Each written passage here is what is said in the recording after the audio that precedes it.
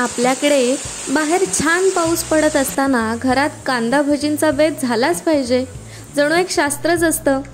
चला तर मग आज आपण कुरकुरीत अशा कांदा भजींची रेसिपी बघूया।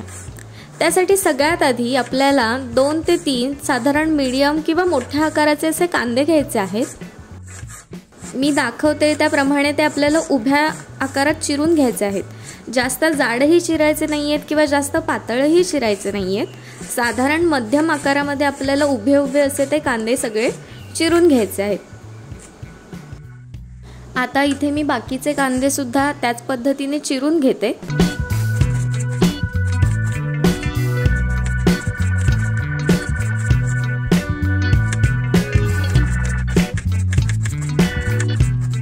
कांदे चिरून झाल्यानंतर एक मोठी मिरची आपल्याला बारीक अशी चिरून घ्यायची आहे।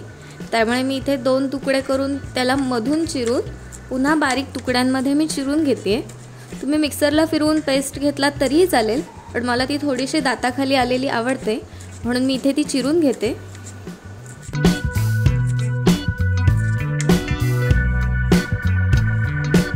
मिरची चिरून झाल्यानंतर आपल्याला थोडीशी कोथिंबीर घ्यायची आहे, ती सुद्धा बारीकच चिरून घ्यायची आहे।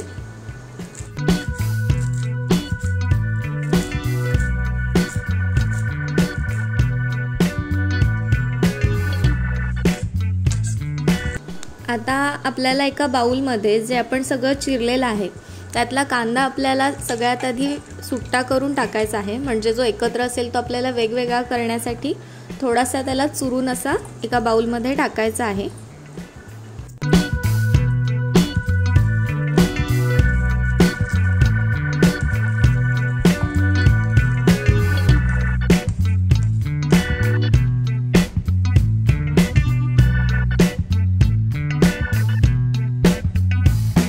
कांदा टाकल्यानंतर त्यामध्ये आपण बारीक चिरलेली मिरची आणि बारीक चिरलेली कोथिंबीर ती सुद्धा त्यातच घालायची आहे।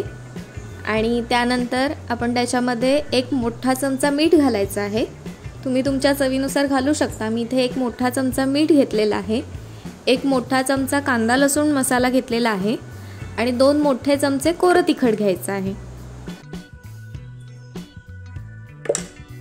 त्यानंतर थोडीशी हळद टाकलेली आहे आणि आता हे सगळं आपल्याला मिक्स करून घ्यायचं आहे, म्हणजे हे सगळा मसाला त्या कांद्याला लावून थोडा वेळ त्याला पाणी सुटण्यासाठी 5 मिनिटं तरी आपल्याला ठेवायचं आहे, म्हणजे जेणेकरून त्या कांद्याला पण छान मसाला लागतो आणि थोडंसं पाणी पण सुटेल त्याला थोड्या वेळात।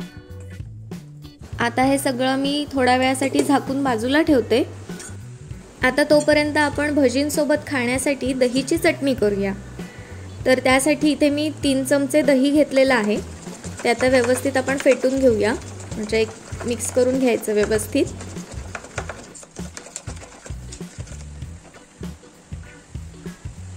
आता त्यामध्ये थोडंसं मीठ घालून मिक्स केलं, त्याच्यामध्ये 1 चमचा साखर घातलेली आहे आणि 1 किंवा अर्धी मिरची बारीक चिरून आपल्याला त्याच्यात घालायची आहे। त्याचबरोबर मी थोडेसे जिरे घातलेले आहे, तुम्ही जिऱ्याची पूड सुद्धा घालू शकता। दह्याला आपल्याला फोडणी द्यायची नाहीये, फक्त जिरे त्याच्यात घालायचे आहेत किंवा जिरेपूड तुम्ही घालू शकता आणि आपली चटणी तयार आहे। आता आपण तोपर्यंत इकडे बघूया, तर कांद्याला व्यवस्थित पाणी सुटलेलं आहे, इथे मी तुम्हाला दाखवते। आता यामध्ये आपण बेसन किंवा चण्याचं पीठ आपण जे म्हणतो ते 1 अर्धी वाटी मी इथे चण्याचं पीठ घातलेलं आहे, आपल्याला जास्त पीठ घालायचं नाहीये। आणि 2 चमचे तांदळाचे पीठ, तांदळाचं पीठ घातल्यामुळे भजी अशा कुरकुरीत होतात, त्यामुळे 2 चमचे तांदळाचं पीठ घातलेलं आहे आणि हे सगळं आता आपल्याला मिक्स करायचं आहे। आपल्याला जास्त पाणी न घालता व्यवस्थित हाताने घट्ट असा गोळा मळून घ्यायचा आहे, जास्त असं पातळ पीठ न करता व्यवस्थित आपल्याला सगळं मिक्स करायचं आहे। इथे आमची मनीमऊ वाट बघतीये कधी भजी तयार होणार। आता यामध्ये मी इथे गरम तेल तापवून घातलेलं आहे, म्हणजे सोडा न वापरता असं गरम तेल घातलं की भजी छान अशा कुरकुरीत होतात। आता हे सगळं पुन्हा एकदा मिक्स करून आपण भजी सोडूया। आता मी एकीकडे तेल गरम करायला ठेवलेलं आहे। आता इथे तेल आपलं व्यवस्थित तापलेलं आहे, आपण त्याच्यामध्ये एक एक अशा भजी सोडूया।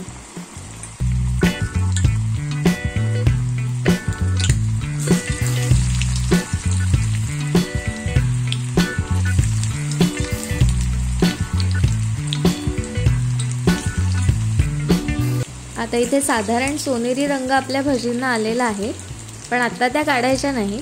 पूर्णपणे त्यांचा रंग बदलला की आपण काढणार आहोत. साधारण अशा झाल्या की आपण ह्या भजी काढायच्या आहेत. अशाच पद्धतीने मी इथे आता बाकीच्या पण भजी करून घेते आणि तुम्हाला दाखवते.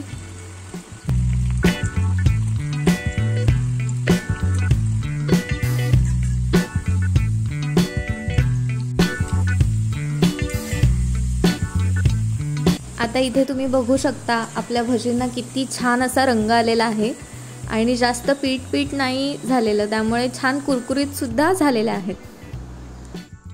इथे आता आपल्या छान अशा कुरकुरीत कांदा भजी तयार झालेल्या आहेत. मस्त पावसामध्ये कांदा भजी आणि चहा तुम्ही बनवू शकता. रेसिपी आवडली तर लाईक करा आणि इतका वेळ वाट पाहिल्याबद्दल आमच्या मनूला सुद्धा एक कांदा भजी मिळालेली आहे.